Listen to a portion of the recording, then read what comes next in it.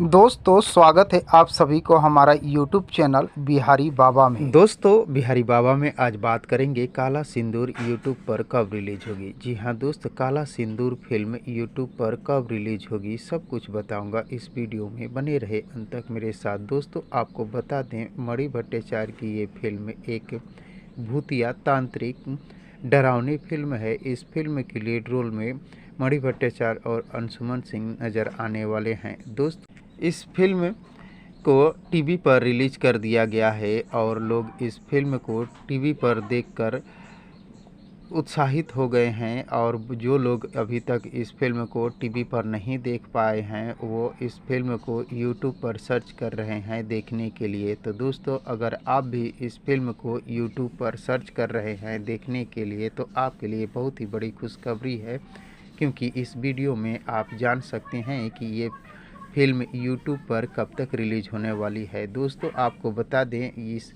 Film की निर्माता के तरफ से अभी कोई आधिकारिक जानकारी नहीं दिया गया है कि ये फिल्म कब तक यूट्यूब पर रिलीज होगी।